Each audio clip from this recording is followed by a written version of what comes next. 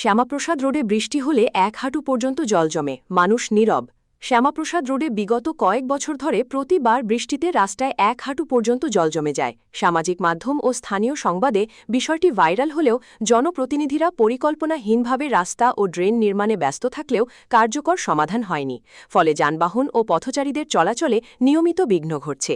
এলাকাবাসী অভিযোগ করছেন, নিম্নমানের কাজ ও দুর্বল নজরদারি শহরের উন্নয়নকে পিছিয়ে দিচ্ছে, অথচ সাধারণ মানুষ প্রতিবাদে অনীহা দেখাচ্ছে।